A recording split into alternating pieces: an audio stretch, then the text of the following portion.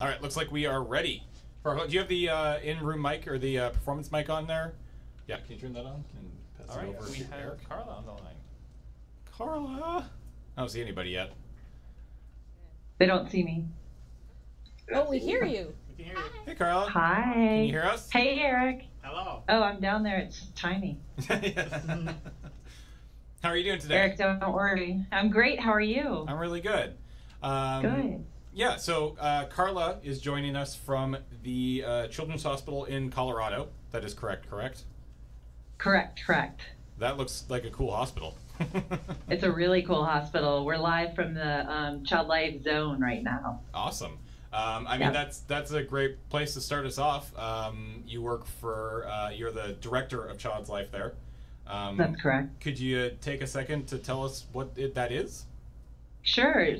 Child Life, what we do in the hospital is we try to normalize the environment for kids. So what that means is all ages, so birth on up through, we actually 25 sometimes depending on diagnosis. So what we do is we teach them about everything that's going to happen to them while they're here, sort of hold their hands through procedures, try to offer distraction, which is where gaming and technology has really come in. We've been partnering with Child's Play for many years now, and they're a huge support to help us do our job, which is helping kids sort of not feel like they're in the hospital. So as you all know, some really exciting stuff that's happened lately is the virtual and augmented reality and being able to help kids escape or help kids play with other kids during painful procedures. Sometimes we're able to use these as a distraction and help kids get through things without having to be sedated or without having to, go under anesthesia. Not for everything, of course, but it really is for kids to be able to not have to take meds that they don't want to take, because kids want to bounce right back and be playing again. Right. Yeah. That's awesome. And that, I mean, just by the shot of the room that we have right there, it definitely looks like a very new facility. Yes, it's actually 10 years old, but the room we're in is has just been renovated about a year ago, and this room is specifically designed for kids 10 and up, so what we call tweens and above. So it's called the Child Life Tween Zone, and we do, this is where our new gaming and technology specialist, Mike, is housed out of. That was also a generous grant from Child's Play, where we actually have someone who's dedicated completely to gaming and technology. It's been the coolest thing ever because he has everything that we've had sitting on shelves and not knowing how to use up and running. You might see a 3D printer. He's using that with kids. He's got all kinds of augmented and virtual reality, again, mostly given to us by the generous people on your show and Child's Play. That's awesome. How long have you been in the world of childcare when it comes to? I have been a child life specialist for probably longer than a lot of you have been alive, since 1994. So 23, 25? Don't make me do math. Okay, that's fair. We're also much older than that. We're all in our 30s. We're all very old now. Don't worry. Cool.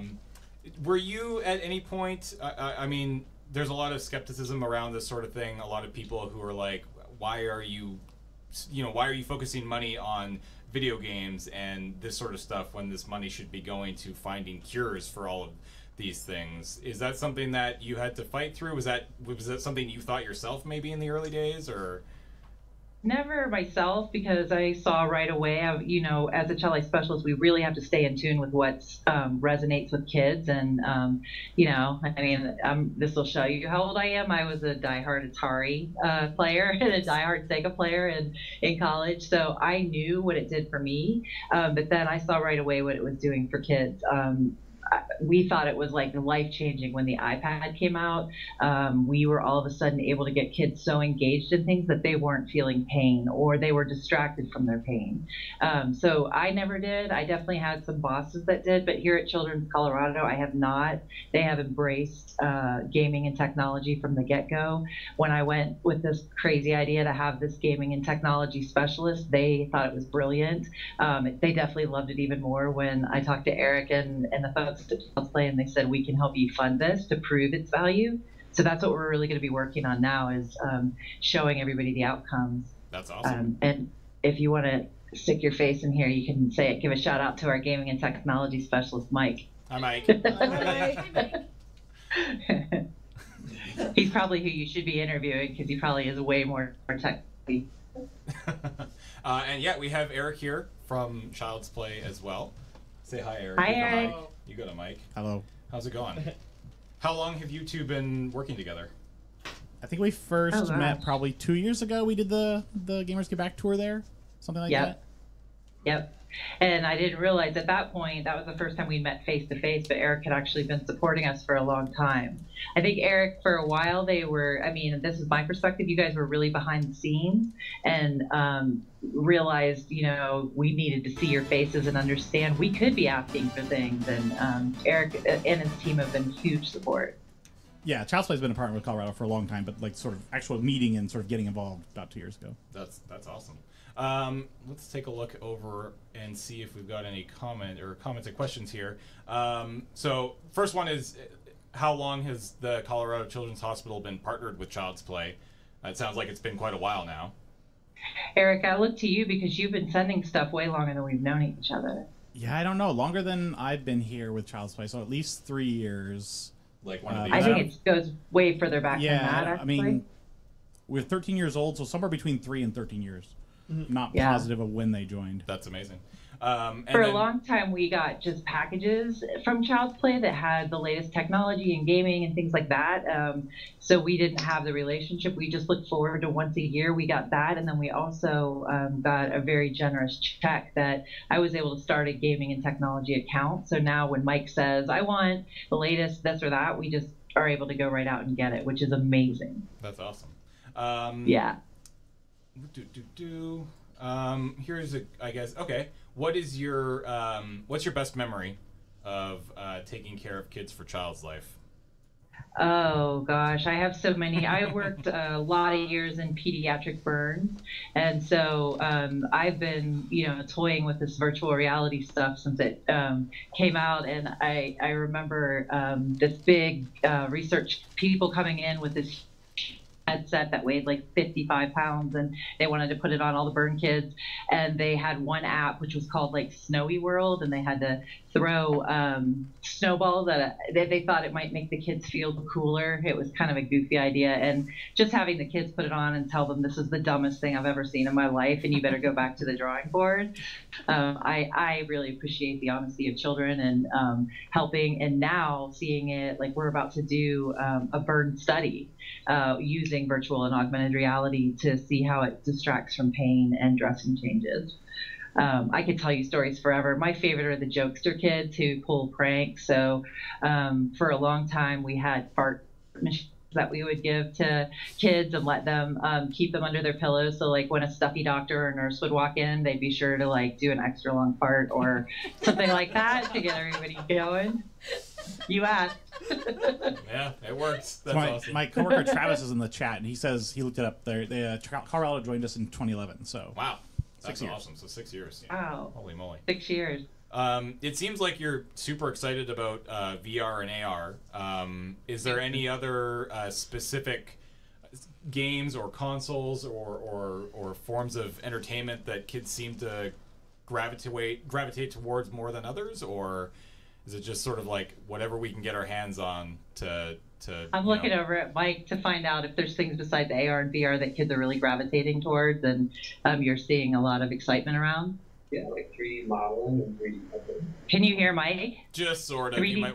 Okay.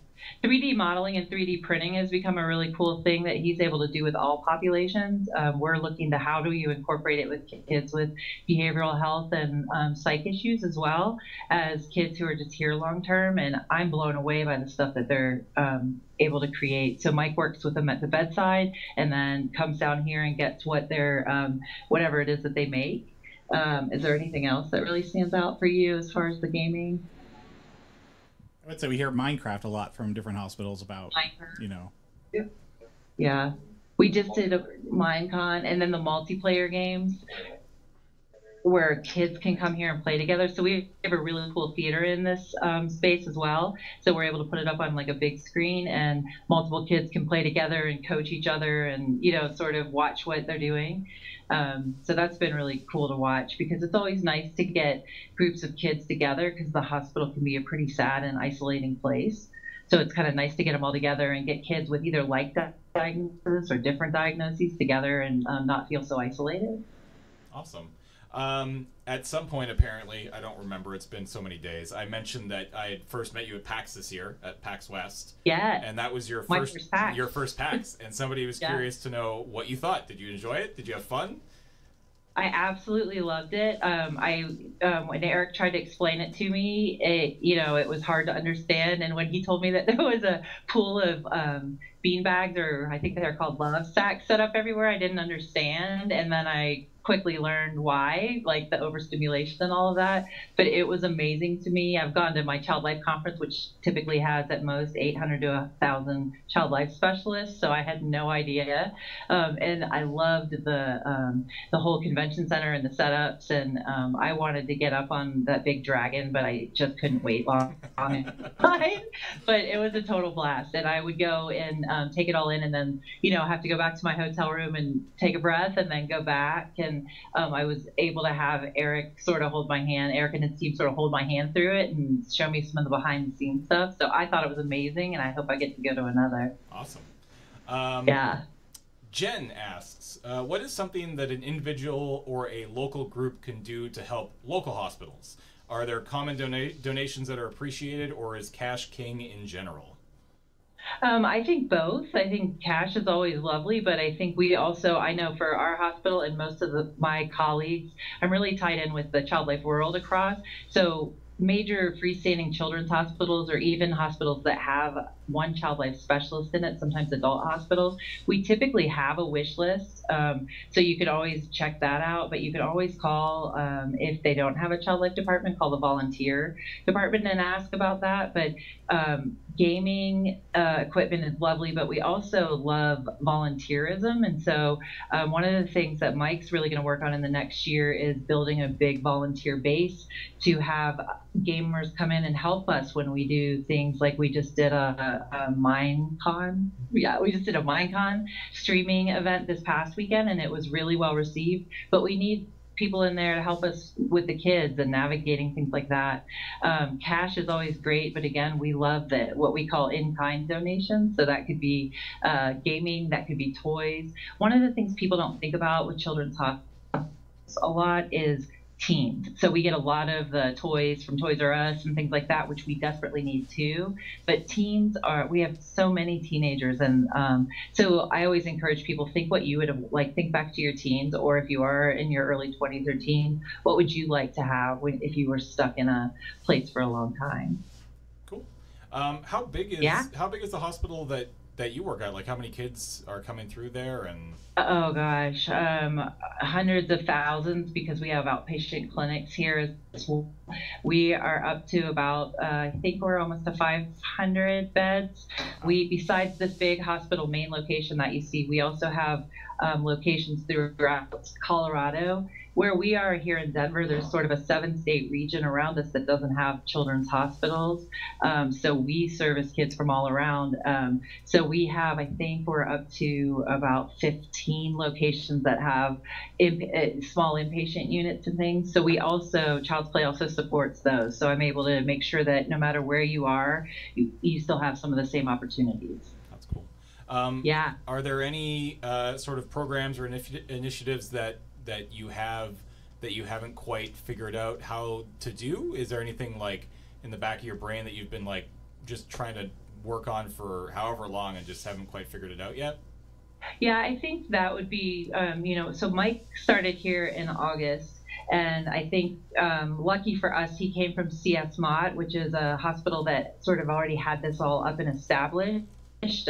really, JJ there is really sort of a leader. He's a child life specialist who also is a gamer, so he's kind of the jackpot. But I think Mike and I were just talking today about the demands and how many different ways we could use this. So like our OT and physical therapy, Mike's talking about games that are simulating rock climbing and things like that would make, instead of having to do reps and boring things like that, you can actually do. So I think trying to figure out all the places where we can be implementing it.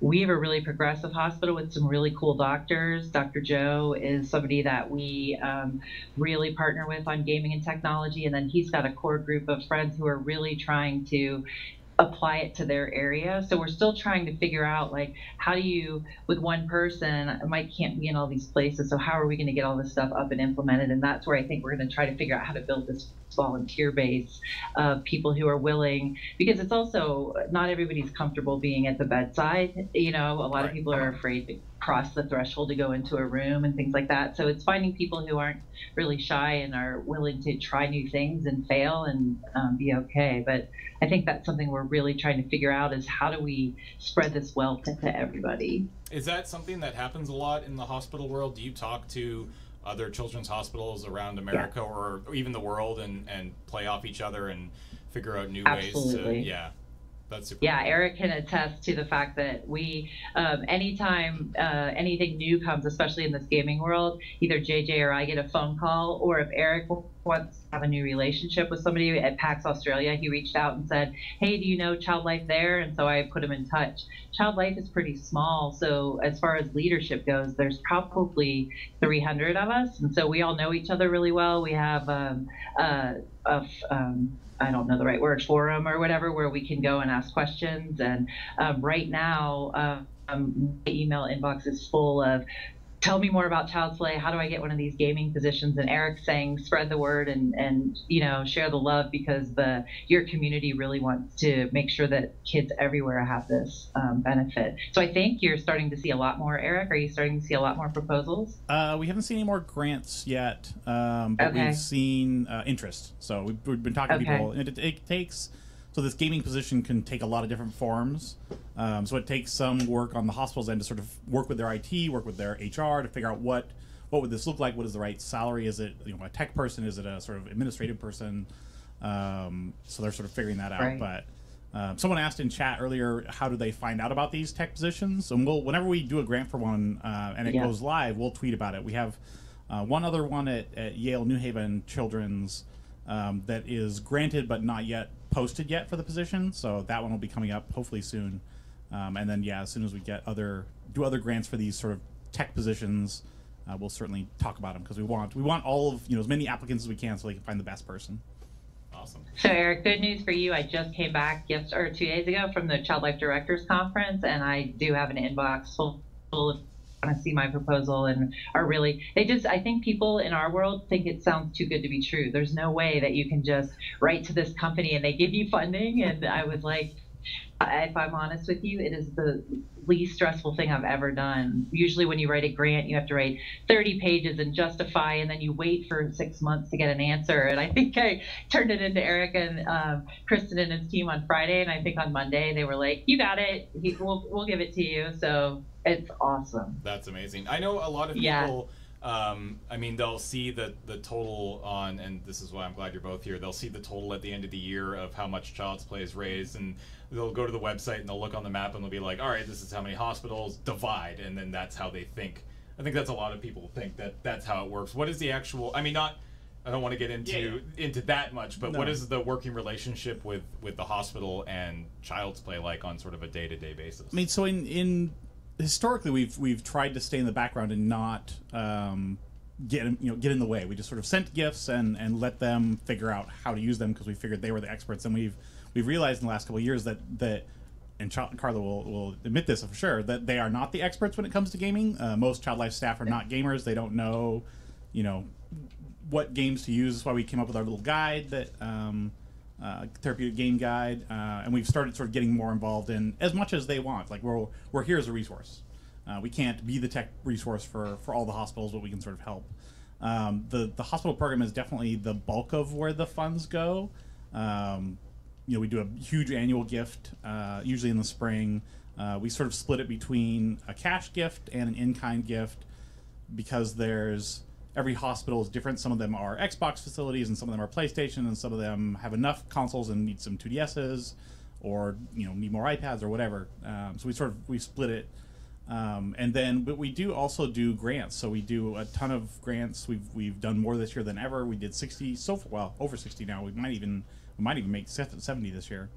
And that could be for a small hospital that is too small for our major sort of regular hospital program, or a Ronald McDonald House, or a library, or a school, or whatever sort of other facilities that don't sort of fit that standard program. And then the domestic violence shelter is our other sort of major program that we do. So those are sort of the three things: is the hospital program, the domestic violence shelter program. The tour is kind of its own program now. We did 40 hospitals this year, and we're doing 35 this next year, and then the grants are probably the fourth. We want to know when we get another tour. Do you do repeats? we actually talked about visiting you guys again this next year, because it's been a while. We want to see how you've grown. Absolutely, we would love it. That's great. All right, well, Carla, thank you so much. And we invite all of you to join them. Really, I would love to.